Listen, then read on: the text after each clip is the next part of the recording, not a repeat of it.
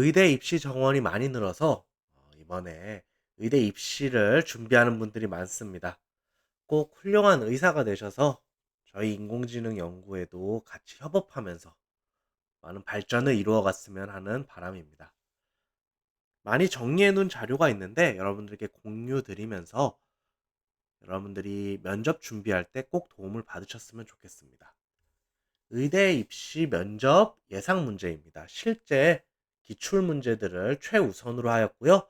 이 가운데 현재 커리큘럼 생명과학 1, 생명과학 2의 내용에 한정해서 한 번 더 재수정을 하였습니다.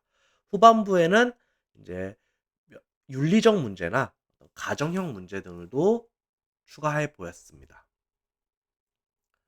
먼저 백신의 원리에 대해서 설명하라는 문제입니다. 매우 많이 나온 문제 유형이고요. 그래서 우리가 약화되거나 비활성화된 병원체를 넣게 됩니다. 그래서 비림프가 활성화되고 항체와 기억세포를 만들게 됩니다. 나중에 동일한 병원체가 다시 침입을 했을 때 기억세포가 항체를 바로 또 많이 만들게 돼서 즉각적인 대응이 가능하게 됩니다.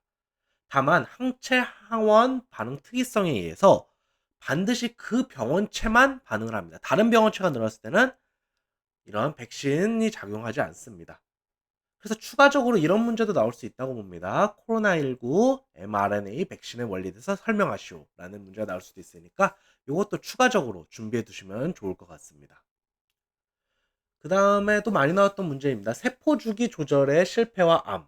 이제 세포주기 내용과 더 나아가서 암 이야기를 엮어서 나오는 면접 문제인데요. 세포주기는 간기, 즉 G1, S, G2기로 존재하고 분열기, M기로 존재하게 됩니다.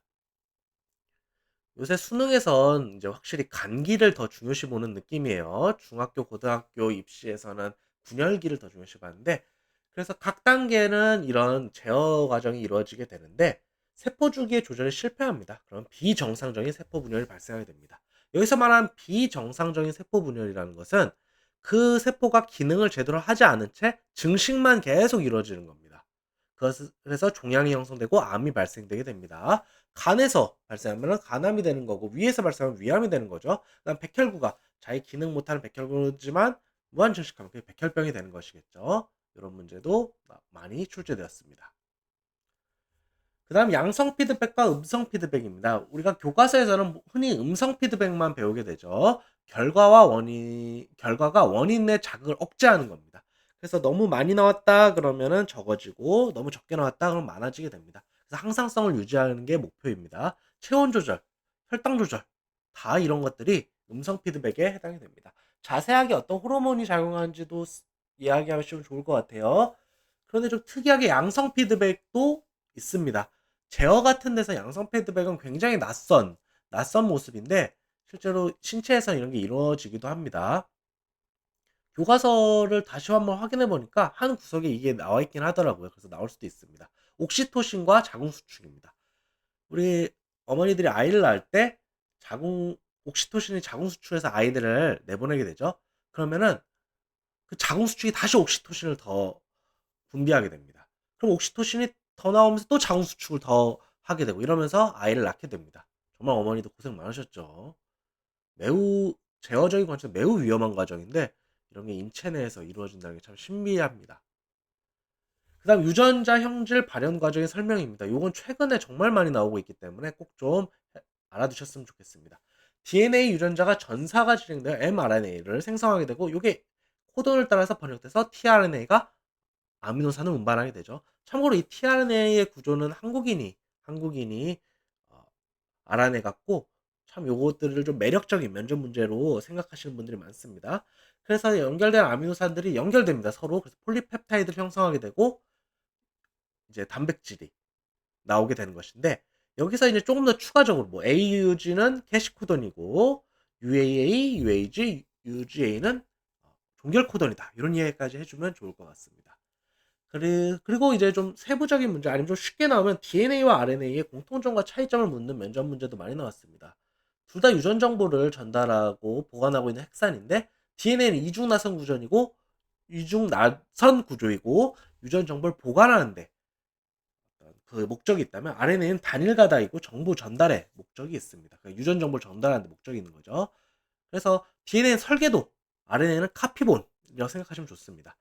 또 하나 차이는 염기가 이제 DNA는 ATGC, 아데닌, 타이민, 구어, 사이토신, 구아민, 구아닌 이렇게 존재하게 되고요. 이제 RNA 같은 건 다 똑같지만 타이민이 우라실로 바뀌게 됩니다. 저희 때는 티민, 이렇게 시토신 이렇게 해갖고 요새 용어 바뀐 게 좀 헷갈리긴 하더라고요. 그래서 이런 것도 좀 준비해 가시면 좋을 것 같습니다. 그 다음에는 신경계와 호르몬계의 비교입니다. 신경계는 전기 신호, 활동 전위로 이동하는 건데 매우 빠릅니다. 그리고 짧게 지속되고 어떤 부위에만 작용한다고 하면은 호르몬계 같은 경우는 내분비선에서 호르몬이 혈액을 통해서 이동하게 됩니다. 신경계는 신경을 통해서 이동하는 게 차이가 있죠. 그 다음 호르몬은 특정 수용체만 표적세포로 적용되고 장기적이고 느리고 지속 오래됩니다. 예를 들어 성장 호르몬 같은 거는 굉장히 오래 가죠. 그런 차이가 있다고 보시면 될 것 같습니다. 그 다음 이제 이거와 연결해서 자율신경계의 얘기가 나옵니다. 자율신경계는 의식적 조절 없이 신체 자동적인 기능 조절입니다. 막 우리 땀 나고 이러는 거예요. 그래서 체성신경계와 반대된다고 생각하시면 됩니다. 체성신경 우리 의지로 운영되는 신경계죠. 그래서 자율신경계는 교감신경과 부교감신경이 있는데 교감신경은 긴급한 상황, 그래서 심박 수준과 혈압 상승, 동공황장. 부교감신경은 안정된 상태에서 휴식과 회복, 심박수 낮추고 소화 활동을 촉진시키게 되는 그런 현상이 있습니다. 그리고 항생제 내성 이야기도 좀 많이 나오고 있습니다. 요새 슈퍼박테리아 때문에 그런 것 같은데 원래 이제 박테리아가 다양한 형질을 가집니다. 그래서 요거를 좀 착각하시면 안 되는 게 내 항생제를 많이 써서 그 유전자가 변형돼서 그 슈퍼박테리아가 나오는 게 아닙니다. 원래는 그냥 내성 박테리아 자체도 존재하는 겁니다. 랜덤으로 나오는 거예요. 근데 항생제 과도하게 사용하면은 다른 애들은 다 죽고 내성 박테리아만 살아남게 됩니다. 그럼 자연히 자연 선택을 받게 되고 비율이 높아지는 겁니다. 그리고 얘네들이 유전을 결합하게 되면은 항생제가 작동하지 않는 내성세균의 비율이 높아지겠죠. 이것입니다. 마치 항생제를 써서 유전자가 변형돼서 내성 세균이 생긴다라고 이렇게 잘못 말씀하시는 분들인데 아닙니다. 형질은 원래 다양하게 어떤 형질로 나올 수 있습니다. 거기서 자연 선택을 받았다라고 답변을 하셔야 됩니다. 그 다음에 이제 자극 전달과 시냅스입니다. 시냅스는 신경세포 간의 신호를 전달하는 구조죠. 그래서 시냅스 사이에서 이제 시냅스에서 신경 전달 물질을 방출하고 자극이 이렇게 막 전달됩니다. 그 자극이 말단에 도달했을 때 신경 전달 물질을 분비하게 되는 거죠. 분비하게 돼서 다음 수용체에 결합을 하게 됩니다. 그래서 다음 세포체에 변화를 유도하고 신호가 전달되게 됩니다. 다시 한번 정리하면은 이제 우리 활동 전이에서 신경세포에서 신호가 전달이 되게 됩니다. 그래서 한 뉴런이 끝났을 때 그 시냅스 그 말단에 도달하게 되고 그 사이에서 신경 전달 물질이 나오게 됩니다. 그 다음 수용체로 전달되면서 다시 다음 게 활동 전이가 시작되는 거죠. 신경 전달 물질의 예는 아세틸콜린과 도파민, 세로토닌 등이 있습니다. 그다음 유전병 중 우성 유전과 열성 유전 문제도 나왔습니다. 이거는 근데 교과 과정을 좀 벗어난 거예요. 벗어난 건데 나오는 건 보니까 좀 많이 나와서 넣었습니다. 열성 유전은 동형 접합일 때만 나올 수 있죠. 우성 유전병은 이형 접합일 때도 나올 수 있습니다. 그래서 우성 유전병은 헌팅턴병이라는 게 있다고 합니다. 열성 유전병은 낭성섬유종이라는 게 있다고 합니다. 저도 사실 잘 모릅니다. 헌팅턴병은 옛날에 미드 하우스에서 잠깐 본 적이 있는데 실제로 본 적은 없고요. 그다음 발열과 면역 반응의 관계입니다. 발열, 열나는 거는 병원체 감염에 대한 면역 반응입니다. 우리 몸을 지키기 위한 반응이에요. 그걸 꼭 좀 기억해 주세요. 우리 병원체들이 만드는 게 아닙니다. 체온 상승을 하게 되면은 우리 몸의 면역 세포가 활성이 촉진되고 병원체의 증식이 억제가 됩니다. 그리고 또한 인터페론 같은 이런 면역 신호 분자들이 생산을 촉진돼서 우리 싸울 수 있는 우리의 무대를 만드는 거죠. 다만 그렇다고 발열이 계속 좋은 게 아닌 게 체온 40도 이상부터 올라가게 되면 조직 손상이 시작되기 때문에 발열이 너무 지속되는 것도 좋지 않다. 이런 얘기까지 같이 하시면 좋습니다. 그리고 이제 좀 많이 나오는 유형이기도 합니다. 이건 정답이 없는 문제긴 한데 여러분들이 꼭 좀 생각해 봐서 여러분들만의 답변을 하셔야 돼요. 틀에 짜인 것보다 여러분들 개성을 좀 보여줘야지 면접관들의 기억에 남을 거 아니에요.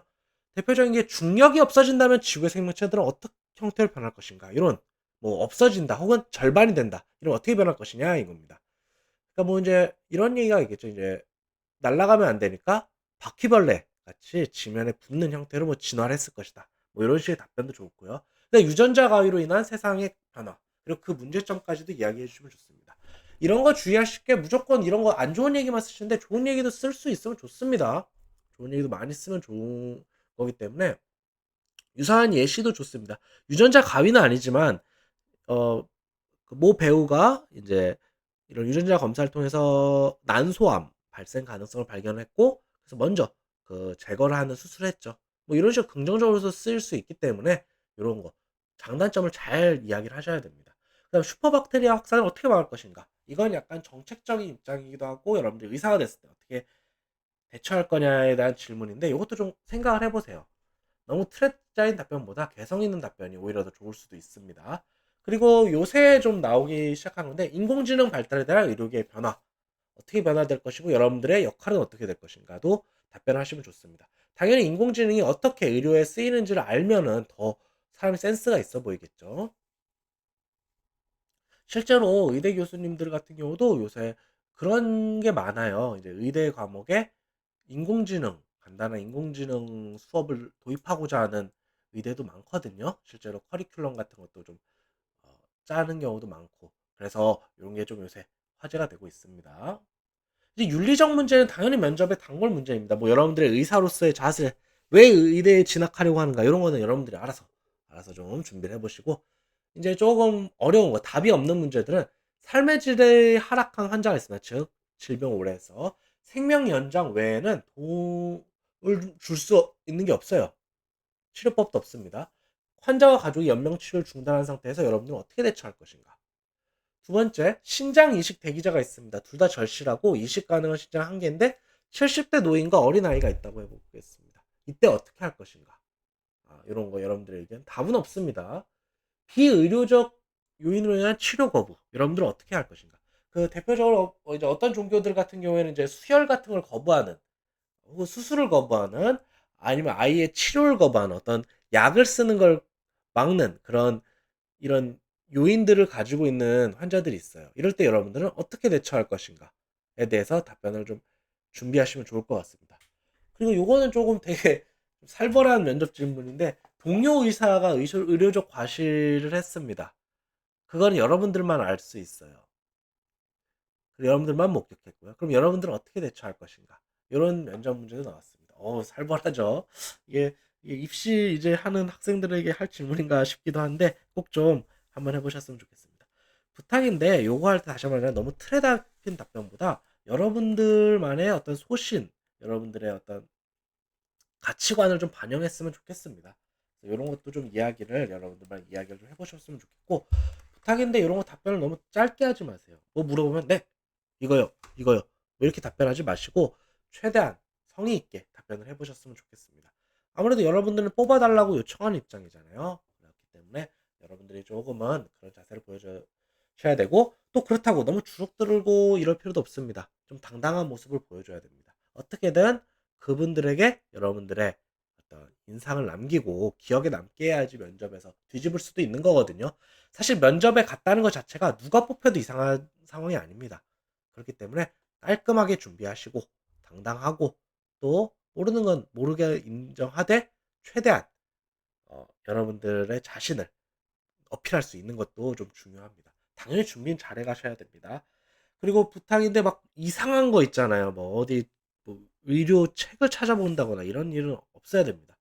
그 의사 선생님들 똑똑한 사람들이에요. 이 나라에서 제일 똑똑한 사람들인데 당연히 그런 커리큘럼들을 잘 고려해서 면접을 준비하게 됩니다. 여러분들 꼭 입시 성공하시길 바라고 훌륭한 의사가 되셔서 이제 이번에 알파폴드 같은 거 있잖아요. 정말 같이 협업하는 일이 좀 많았으면 좋겠습니다. 조금 하소연하는 건데 의사분들하고 같이 협업하게 되면은 좀 열심히 하시는 분들도 있는데 전혀 관심 없는 분들도 많으세요. 그냥 같이 연구하는 건데 이럴 때면 사실 좀 많이 서운하기도 하고 효율도 안 나거든요. 음. 제가 이제 의대 전공이 아니다 보니까. 그래서 여러분들은 꼭 좀 물론 훌륭한 의사 선생님도 되시고 연구에도 좀 열심히셔 갖고 의료계 발전을 이끄셨으면 좋겠습니다. 여러분들의 입시를 응원합니다.